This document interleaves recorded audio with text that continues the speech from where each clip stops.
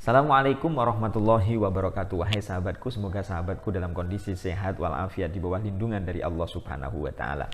Pada kesempatan kali ini kita mau membicarakan tentang banyak sekali isu yang berhubungan dengan komunisme. Indonesia ini sedang diancam oleh paham komunisme. Komunisme mau bangkit lagi di Indonesia. Jadi kalau tidak hati-hati, bahaya komunisme bisa mengancam keberadaan bangsa Indonesia.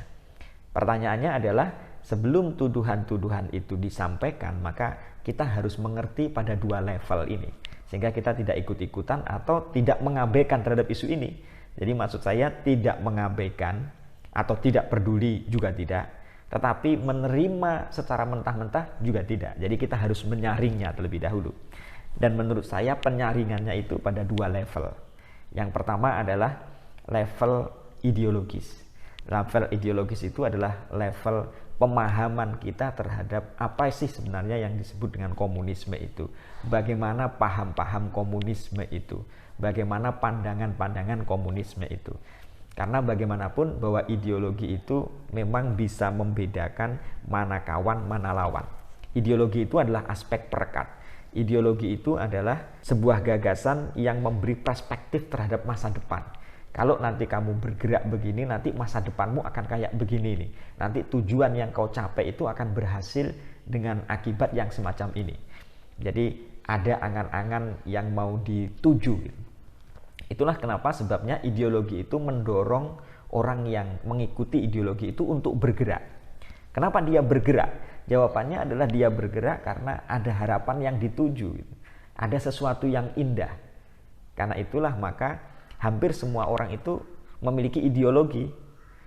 Setiap orang memiliki ideologi karena ideologi itu bisa membedakan siapa kawan, siapa lawan. Walaupun orang mengatakan, loh saya tidak punya ideologi apapun, sebenarnya kalau kita mengikuti definisi ideologi, maka yang jelas hampir setiap orang punya ideologi. Kalau dia berkumpul dengan kelompoknya, itu berarti karena diikat oleh apa? Dia mengakui bahwa ini kelompok saya, itu bukan kelompok kita, itu berdasarkan apa? Berdasarkan ide bersama, berdasarkan cita-cita bersama, berdasarkan harapan-harapan bersama yang dituju. Nah itu berarti dia orang yang diikat oleh ideologi yang sama. Itu ideologi. Dan ideologi itu harus dipahami supaya kita bisa tahu apa tujuan orang lain. Dan ketika orang lain mau masuk ke dalam diri kita, ideologi apa yang mau dia susupkan pada diri kita. Jadi pertama-tama menurut saya pada level ini, level ideologis, kita akan bicarakan tentang level ini, level idenya ini. Yang pertama, bahwa komunisme itu minimalnya pandangannya adalah tentang materialisme dialektika historis. Materialisme itu maksudnya adalah bahwa pandangan yang menganggap segala sesuatu ditentukan oleh aspek material. Yang paling mudahnya adalah aspek ekonomi. Jadi kesadaran manusia itu ditentukan oleh aspek materi, oleh aspek ekonomi. Jadi konflik di dunia ini sebenarnya adalah perebutan materi. Makanya Karl Marx itu mengidentifikasi ada 4 zaman lah, bahasanya begitu. Namanya zaman komunisme primitif. Ini dia ekonominya masih dimiliki secara bersama. Sumber daya alam ini masih dimiliki secara bersama. Alat-alat produksi juga masih dimiliki secara bersama. Jadi orang bebas mengambil buah-buahan, orang mengambil hasil alam itu dengan cara bersama-sama. Tidak ada kepemilikan pribadi, tidak ada. Tapi lama-lama orang ini ingin menguasai terhadap aspek yang sifatnya bersama-sama tadi itu. Lalu muncullah namanya zaman perbudakan. Ketika orang kalah perang, lalu dia jadi budak. Ketika orang berhutang, tidak bisa bayar, dia jadi budak. Masa perbudakan. Yang ketiga adalah masa feodal. Masa feodal, zaman feodal namanya. Zaman feodal ini zaman menguasai terhadap tanah-tanah yang banyak. Masa feodal. Tapi perubahan dari ini masa perbudakan, masa feodal itu melalui revolusi. Caranya adalah revolusi. Karena itu dalam sistem komunisme dibedakan antara kelompok proletar dengan kelompok borjuis. Kelompok borjuis itu adalah kelompok pemodal, orang yang menguasai alat-alat produksi. Nah, zaman feodal. Setelah zaman feodal lalu muncul namanya zaman kapitalisme. Nah, Karl Marx hidup dan barangkali kita ini misalnya bisa dianggap sebagai zaman kapitalisme. Siapa yang menguasai modal, dia yang memenangkan dalam pertarungan ekonomi. Dia yang menguasai dunia itu ya kelompok-kelompok orang yang punya modal ini. Makanya komunisme melawan kapitalisme. Nah, tetapi caranya adalah dengan cara perebutan secara revolusi tadi itu. Dan revolusi ini banyak yang jatuh korban nantinya. Karena pada aspek material ini, maka komunisme melupakan aspek transendental yang bersifat ketuhanan. Tuhan, bahwa sebenarnya kehidupan manusia itu tidak hanya berdasarkan dialektika material tadi, sejarah tidak ditentukan berdasarkan aspek materi, tidak. Tetapi ada campur tangan Tuhan. Itulah sebabnya kenapa didengungkan bahwa kelompok komunisme itu menafikan Tuhan. Pingin menghilangkan agama. Loh, kenapa kok pingin menghilangkan agama? Jawabannya adalah karena aspek yang menentukan terhadap suprastruktur, ideologi itu namanya suprastruktur, itu ditentukan oleh infrastruktur. Infrastruktur itu adalah aspek ekonomi. Aspek ekonomi itu yang menggerakkan dunia ini ya aspek ekonomi. Sejarah itu ditentukan dari aspek-aspek yang sifatnya material. Nah, jadi tidak ditentukan oleh sesuatu yang sifatnya transenden Tuhan misalnya, karena harus diakui bahwa Karl Marx itu melawan terhadap idealisme dari Hegel. Idealisme dari Hegel terpengaruh dengan Plato.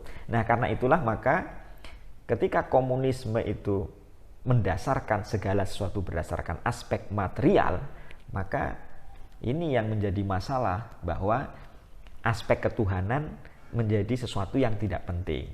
Ini komunisme, itu yang pertama. Yang kedua adalah cara-cara kekerasan melalui revolusi. Karena Karl Marx itu sampai dia meninggal, perubahan masa yang berikutnya setelah kapitalisme ini hancur, maka akan muncul lagi masa komunisme yang baru. Jadi semuanya akan dimiliki secara bersama lagi, gitu. Bahasanya begitu. Jadi ingin mengembalikan masa komunisme primitif setelah masa kapitalisme. Tadi kan masanya adalah satu zaman komunisme primitif, kemudian zaman perbudakan, kemudian zaman feodalisme, zaman kapitalisme, dan ini yang dicita-citakan terakhir adalah masa komunisme yang baru ini. Nah, komunisme yang baru ini caranya bagaimana? Kok kapitalisme masih terus berkuasa? Caranya adalah dengan cara revolusi juga, melawan kelompok borjuis, kelompok orang kaya yang menguasai kapital tadi itu. Nah, sampai Lenin dan sampai Stalin ini belum jalan. Karena itu Lenin dan Stalin maka membuat suatu ajaran baru lagi, yaitu dengan harus ada partai. Yang partai ini memaksakan terhadap pikiran-pikiran revolusioner. Karena revolusi tidak bisa jalan kalau tidak ada pikiran-pikiran revolusioner.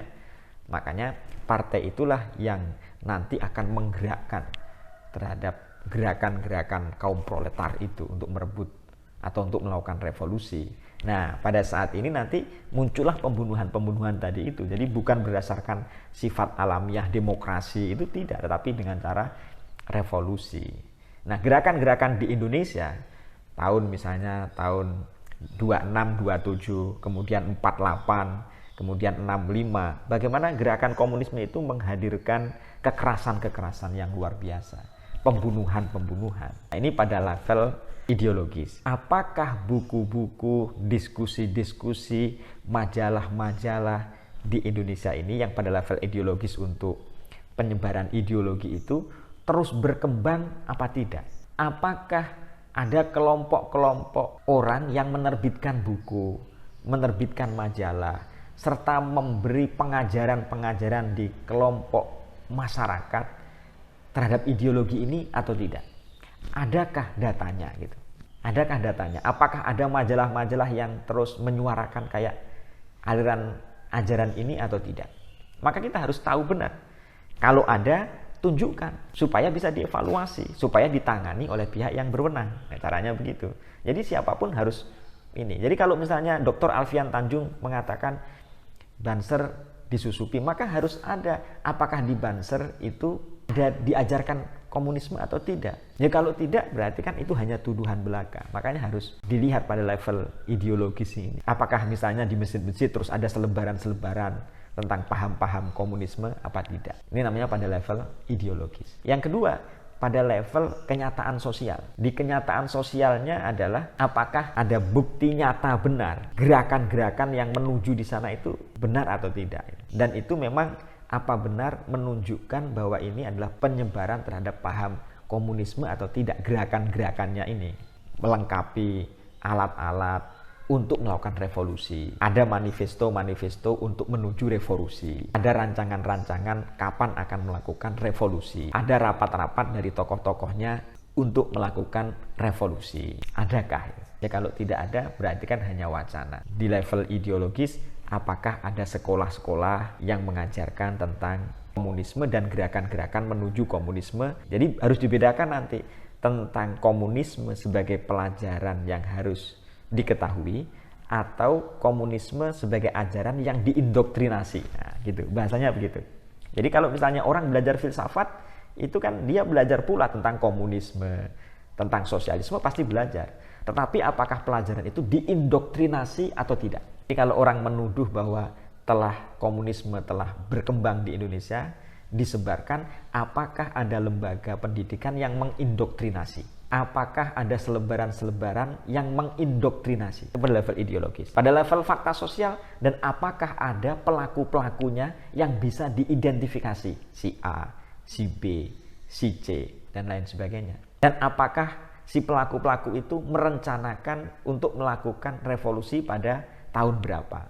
Apakah ada juga? Kalau orang ada, semuanya tentu harus bertanggung jawab untuk menyampaikan kepada pihak berwajib, dan kita sebagai bangsa Indonesia, karena ini melawan Pancasila, harus kita lakukan tindakan. Nah, ini melawan Pancasila. Jadi begitu wahai sahabatku. Jadi menurut saya ada dua level ini. Level ideologis, level apakah ada indoktrinasi terhadap ajaran komunisme itu. Yang kedua, apakah ada lembaga-lembaga, orang-orang yang memang dalam tindakan nyata dia melakukan sesuatu untuk mengembangkan komunisme. Ada lembaga pendidikannya, ada orangnya, ada arahan-arahan apa sampai kapan akan memperjuangkan komunisme, revolusinya sampai kapan, dan lain sebagainya.